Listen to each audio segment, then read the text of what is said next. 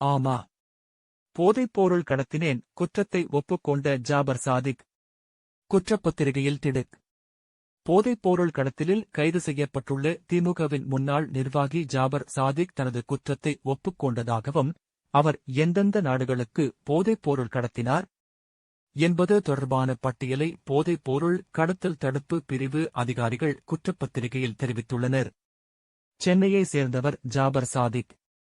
இவர் திமுகவில் சென்னை மேற்கு மாவட்ட அயலக அணி துணை அமைப்பாளராக இருந்தார்.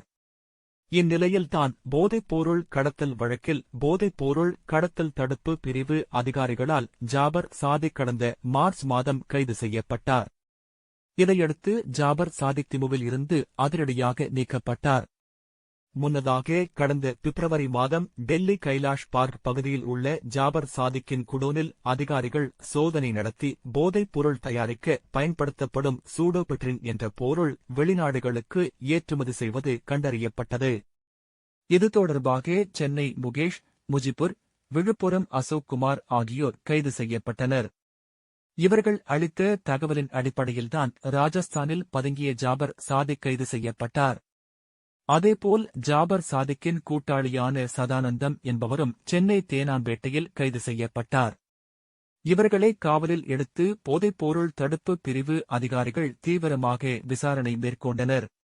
இந்நிலையில்தான் டெல்லியில் உள்ள சிறப்பு நீதிமன்றத்தில் கைதான ஜாபர் சாதிக் உள்பட 5 பேர் மீது குற்றப்பத்திரிகை தாக்கல் செய்யப்பட்டுள்ளது. இந்த குற்றப்பத்திரிகை தொடர்பான முக்கிய தகவல்கள் அவ்வப்போது வெளியாகி வருகிறது. இந்நிலையில்தான் போதைப் பொருளை வெளிநாடுகளுக்கு கடத்தியதை ஜாபர் சாதிக் ஒப்புக்கொண்டதாக குற்றப்பத்திரிகையில் தெரிவிக்கப்பட்டுள்ளது. அதாவது ஜாபர் சாதிக் தன் மீதான குற்றச்சாட்டை ஒப்புக்கொண்டுள்ளார்.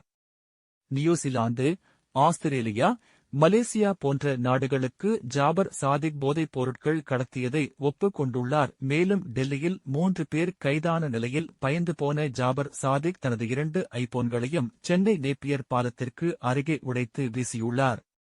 ஆதாரங்களை அழைக்கும் வகையில் அவர் இப்படி செய்துள்ளார்.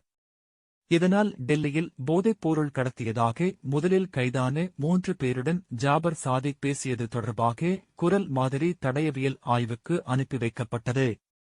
இந்த ஆய்வில் ஜாபர் சாதிக் 3 பேருடன் பேசியதற்கான சாத்தியக்கூறுகள் அதிகம் இருப்பதை காட்டுகிறது.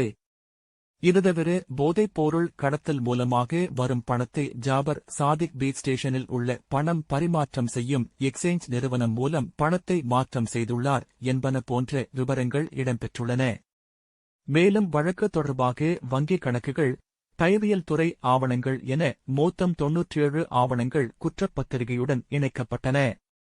வழக்கில் 42 பேர் சாட்சியங்களாக குற்றப்பத்திரிகையில் இணைக்கப்பட்டுள்ளது என்பது குறிப்பிடத்தக்கது.